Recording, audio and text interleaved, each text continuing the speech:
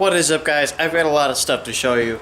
All day yesterday I was working on the wiring on the Dakota and got everything wiring wise finished, including some other things that I needed to do prior to even the teardown initially. This is what the end result looks like. Over here is where most of the stuff is at. This is the fuel pump relay, which is disconnected right now because yesterday I went to go test everything to see if stuff was working, and I had this plugged in and the key was already in the on position and it sprayed fuel all over. Ground comes from the ECU, and then the 12-volt switch comes from somewhere, one of the wires that was inside of this harness down here, and it gets its power from this fuse box down here. I don't know if I showed you guys this or not. Starter, I used the factory wire. There's a big yellow wire that comes out of the factory harness that I just ran straight from the factory harness up to the starter. My blower motor hooked up to this waterproof relay switch, so you can't really get a 50 amp fuse to run in this style of fuse box. I took two little spade connectors, put them into the fuse slots on the fuse box, and just ran those into the relay and then back to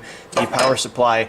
For the blower motor, this is the alternator charge wire, which is of course 0 gauge. It runs all the way along up here and then to the alternator, and then right here, this blower one is the one from the battery, which I'll talk a little bit more about in a second as well. This one down here is the one from the starter. Then down here we've got all the power supplies for the fuse box running off of there, and then stuff for my other relays and things down here. Everything works that is supposed to work except for the horn.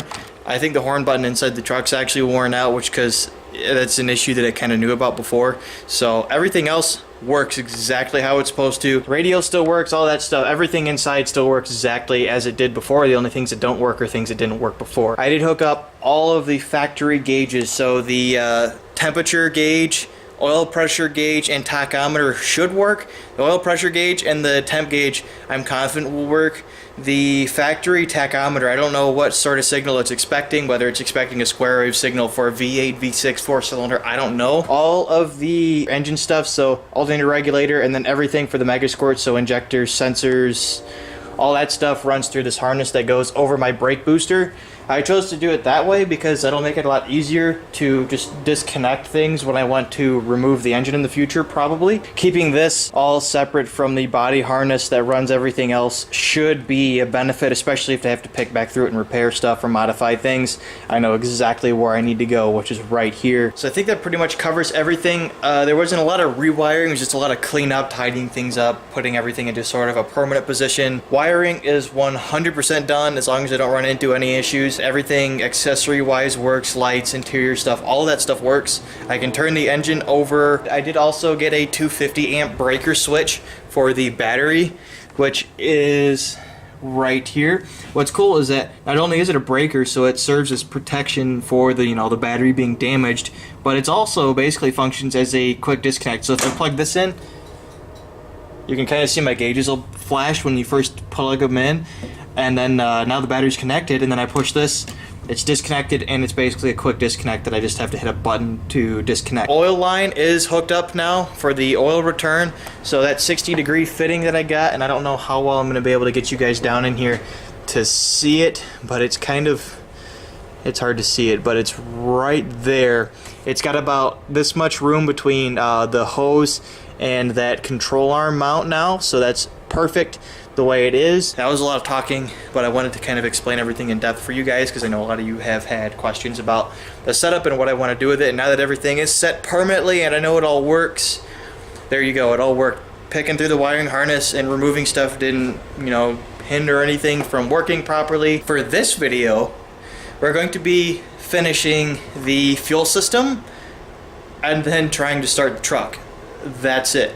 We're going to be hooking up fuel hoses and doing some modifications to the original setup that I was running. I've got to hook up 2 vacuum lines and then bring a laptop out, hook it up, and see if it'll start. That's it. That's all we've got to do. Here's some stuff on the floor that I got for the fuel system. First thing, because it's pretty self-explanatory, is there's an eBay fuel pressure regulator in here. It's got, one inlet, one outlet, and a bar gauge on it. And then I got some hose clamps here. I went and bought some more because sometimes these fuel injection hose clamps don't like to be reused. Hose tees, you guys will see what these are for, but I only need one of these. But got some brass tees there, got some 5/16 fuel hose in this bag, and then we got vacuum hoses in here. I got some 1/8 inch and 1/4 inch vacuum hoses. This truck, being an older style Dakota, has a return line basically on it. Later style Dakotas don't have a return line because they have a fuel pressure regulator built into the fuel pump assembly.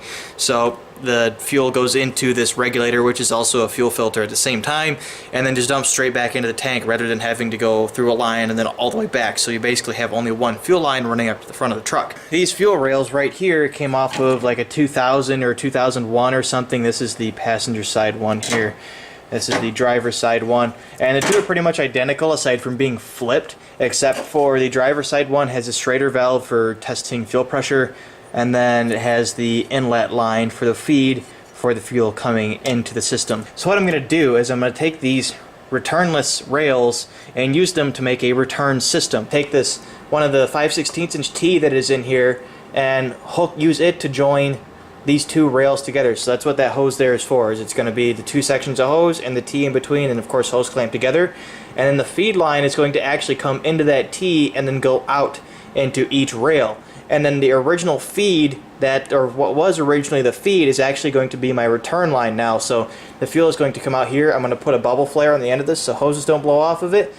And the fuel is going to come in through the T, go out to the rails, and then exit this line right here, and then go into the fuel pressure regulator, which of course is fully adjustable, and then back into the tank. I'm going to go ahead and start working on this. The first thing I need to do is get those fuel rails in and then get the feed line system sort of hooked up, and then I need to do the bubble flare on them before I even install them on the truck. I'm going to go swap out this SD card and empty it, and then we will start working on the fuel system. Alright, I got the fuel pressure regulator mounted right here, so the feed line coming from the rail is right there, and then the return line is on the bottom, and then I got the gauge mounted right here.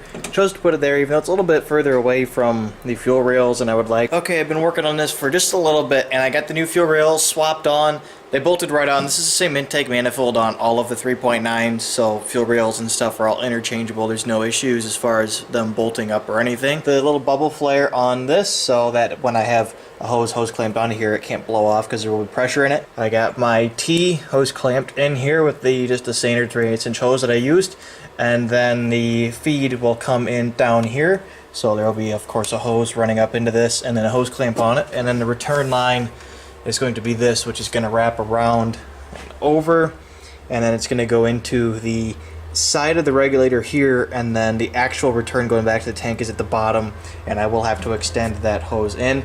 So I bought the giant roll of fuel hose so that I can run a brand new feed line. I should have enough extra hose from the section that I replace to extend it and still use the braided hose, and then I should have enough leftover hose after that to use the braided stuff to run from here over to the regulator. I will show you guys what it looks like with at least the feed line hooked up, and then we'll get the return line done, vacuum lines, and then try to start it. Alright guys, I'm so excited right now because all of the fuel lines are ran, all of the vacuum lines are ran. I got a couple zip ties to cut, and I need to put my intake hat back on. This right here is the feed line going into this T, which goes out into this rail here, and then the other rail over there. And then this is the line, the return line from fuel rail over to the regulator, so it comes around here, does a little 90. And then they both run here, so this blue striped one is the one that's spliced into the return line.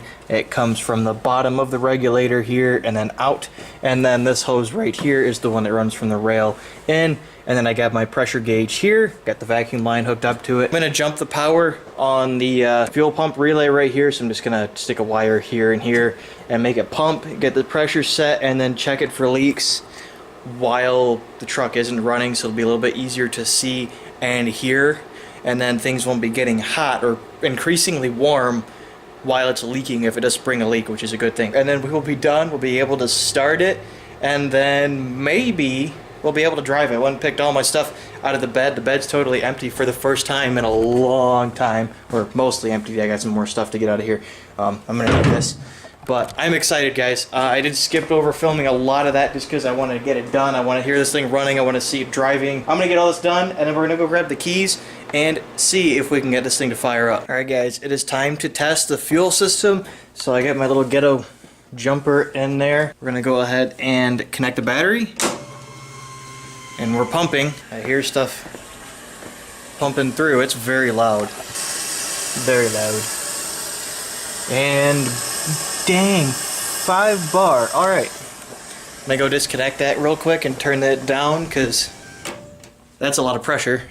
Did not expect it to be up that high. And I see some wetness coming from somewhere as well, so yeah, coming from the regulator. Let's see if there was any coming from anywhere else. I might have to put Teflon tape in the threads on the regulator to make it seal right. We'll fix it, and then we will try it again and turn it down from 5 bar to 3 bar and see how that works as well. Alright guys, I fixed the fuel leak, tested it, and there's no more leak. I put Teflon tape on the threads on those fittings and just retightened everything back up, made sure the hose clamps were nice and tight. Couldn't find any leaks anywhere else. So I got the laptop in here and connected. We're going to go ahead and turn the ECU on and see if the fuel pump primes for about 2 seconds. Which it did, and we are connected. So throttle position is working. I'm going to recalibrate that really quick. And then coolant temp is working. Air temp is working. Engine speed obviously not going to be working. Map seems to be working, reading about 99.9. Spark table's off. AFR is not reading anything. We're going to go ahead and try to start it and see what happens. Got the key in it. We are. I got to remember to do this. I've done that a couple times because I'm just not used to it.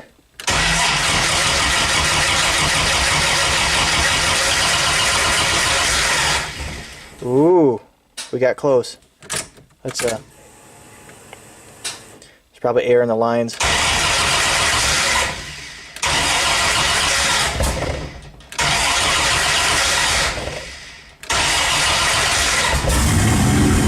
Yeah! Started!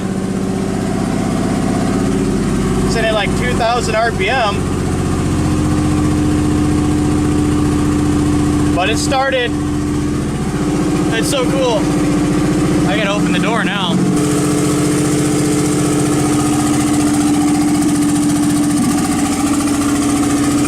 Definitely doesn't need to be that warm. I'm gonna play with the idle and turn it down, and then I will get back. Brought the idle down. Still a little bit high, but this is good enough. Gonna see if it'll move. So, clutch in. Oh, that was so easy. And let's see if we move. Oh my God. Manual swap is complete. Oh my God.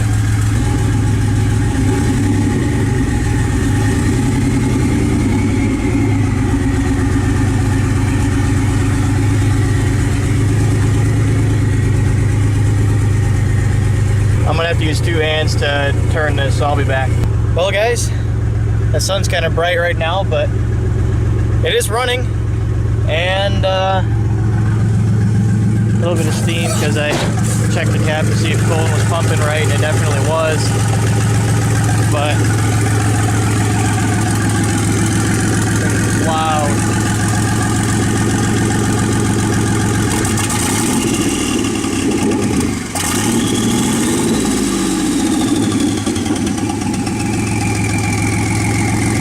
That's going to be it for this video. Hopefully you guys can kind of see it in the background. I'm going to let it warm up a little bit more. Let some of the steam blow off of it so people don't think I'm burning to the ground. I'm going to take my fire extinguisher with me and go road test it, but I'm going to end the video here. I'm just going to go out and drive it and enjoy the truck for a little while because I haven't been able to do that in a long time. I'm going to make a video later explaining the experience driving it manual for the first time and going over other things. I got to tweak the tune very badly now and take care of some other things, but that's gonna be the end of this video, guys. Thank you so much for the support over this entire thing. I hope you all have enjoyed, and I will see you guys later.